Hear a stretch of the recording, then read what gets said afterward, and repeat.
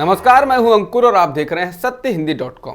आइए एक नजर डाल लेते हैं अब तक की सुर्खियों पर। बिहार में आरजेडी के कई बड़े नेताओं के खिलाफ सीबीआई ने छापेमारी की है। आरजेडी के विधान परिषद सदस्य सुनील सिंह, राज्यसभा सांसद अशफाक करीम के पटना और फैयाज अहमद के मधुबनी स्थित आवास पर जांच एजेंसी ने बुधवार को छापा मारा है। ये तीनों ही नेता आरजेडी सुप्रीमो लालू यादव के करीबी हैं। छापेमारी पर सवाल उठाते हुए आरजेडी ने कहा कि केंद्र सरकार बदले की भावना से काम कर रही है। इसके अलावा झारखंड की राजधानी रांची में भी खनन घोटाले के मामले में जांच एजेंसी ईडी छापेमारी कर रही है। यहां पर प्रेम प्रकाश व कई अन्य लोगों के ठिकानों पर ईडी ने छापेमारी की है। ये छापेमारी लैंड फॉर जॉब या रेलवे भर्ती घोटाले के मामले में हुई है। जानकारी के मुताबिक बिहार, तमिलनाडु में भी कई जगहों पर जांच एजेंसी छापेमारी कर रही है। ये छापेमारी बिहार में फ्लो टेस्ट वाले दिन ही हुई है, यानी कि आज फ्लो टेस्ट भी है। आरजेडी नेताओं के यहां छापेमारी को लेकर आरजेडी प्रवक्ता मृत्युंजय तिवारी ने कहा कि जब बिहार में सरकार से बीजेपी की विदाई हुई थी तभी से यह आशंका थी कि केंद्रीय एजेंसियों का दुरुपयोग हो सकता है और विपक्षी नेताओं के घरों पर छापेमारी हो सकती है। उन्होंने कहा कि आरजेडी सभी मुश्किलों का सामना करेगी।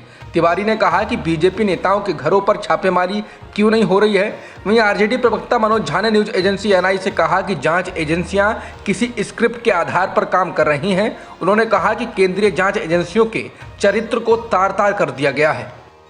कांग्रेस का नया अध्यक्ष कौन होगा, इसे लेकर असमंजस बरकरार है, क्योंकि पार्टी नेता राहुल गांधी ने अध्यक्ष बनने से पूरी तरह से इनकार कर दिया है। द हिंदू के मुताबिक राजस्थान के मुख्यमंत्री अशोक गहलोत मंगलवार को पार्टी अध्यक्ष सोनिया गांधी से मिले। इस दौरान सोनिया गांधी ने उनसे कांग्रेस अध्यक्ष का पद संभालने का आग्रह किया। बता दें कि राहुल गांधी कांग्रेस में गांधी परिवार से बाहर के किसी नेता को अध्यक्ष बनाने पर जोर दे रहे हैं।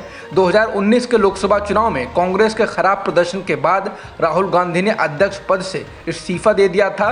तब से सोनिया गांधी बतौर अंतरिम अध्यक्ष इस जिम्मेदारी को संभाल रही हैं। हालांकि अशोक गहलोत कई बार कह चुके हैं कि कांग्रेस के सभी नेता राहुल गांधी को ही अध्यक्ष के पद पर देखना चाहते हैं। गहलोत ने सोमवार को कहा था कि कांग्रेस तभी फिर से खड़ी हो सकती है जब राहुल गांधी अध्यक्ष पद की जिम्मेदारी को संभालें और ऐसा ना होने पर लोगों को निराशा होगी। उन्होंने ये भी कहा था कि पार्टी राहुल गांधी को मनाने की कोशिश करेगी। कांग्रेस अध्यक्ष सोनिया गांधी बुधवार को अपने मेडिकल चेकअप के लिए विदेश जा रही हैं। सोनिया के साथ उनके बेटे राहुल गांधी और बेटी प्रियंका गांधी वाड्रा भी होंगी। बता दें, सोनिया गांधी की यह विदेश यात्रा ऐसे समय में हुई है जब पार्टी के अगले अध्यक्ष के चुनाव की अटकलें तेज हो गई हैं। महाराष्ट्र के उप मुख्यमंत्री देवेंद्र फडणवीस ने बिल्किस बानो के बलात्कार के दोषी 11 लोगों को जेल से रिहा होने के बाद भव्य स्वागत की आलोचना की। फडणवीस ने कहा कि एक आरोपी है और उसके सम्मान का कोई औचित्य नहीं हो सकता। बता दें, बलात्कार के उन सभी दोषियों को स्वतंत्रता दिवस पर गुजरात सरकार द्वारा एक पुरानी छूट नीति के तहत रिहा कर दिया गया। रिहाई के बाद दोषियों को मिठाई और माला के साथ स्वागत किए जाने का वीडियो सामने आया।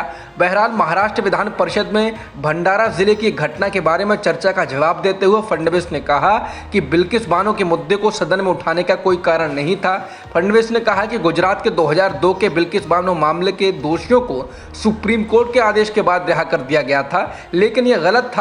अगर किसी अपराध के आरोपियों को सम्मानित किया जाता है और इस तरह के कृत्य का कोई औचित्य नहीं हो सकता। बिल्किस बानो बलात्कार मामले में 11 लोगों को दोषी ठहराने वाले रिटायर्ड जज यूडी साल्वी ने उनकी रिहाई पर सवाल उठाए।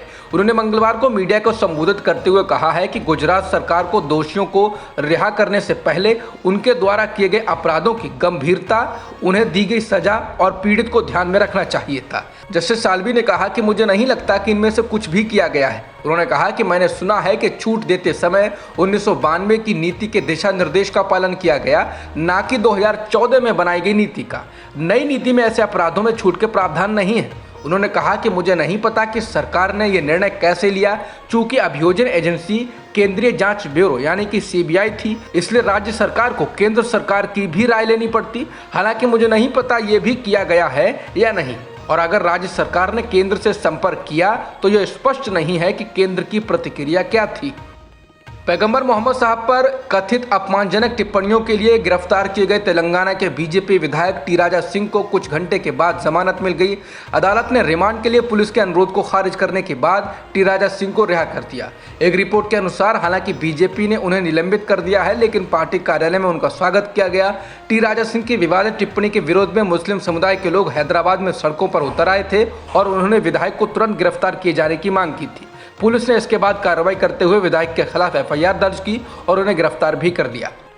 सरकार ने मंगलवार को कहा है कि इस साल की शुरुआत में पाकिस्तान में ब्रह्मोस मिसाइल चलने के लिए भारतीय वायुसेना के 3 अधिकारियों को बर्खास्त कर दिया गया है। ये मामला तब सामने आया था जब पाकिस्तानी सेना ने इसी साल 10 मार्च को कहा था कि अज्ञात फ्लाइंग ऑब्जेक्ट की वजह से नागरिक उड़ानों को खतरा पैदा हो गया और भारत को इसका एक स्पष्टीकरण देना चाहिए। रिपोर्ट के अनुसार बयान में कहा गया है कि इन तीनों अधिकारियों को मुख्य रूप से घटना के लिए जिम्मेदार ठहराया गया है।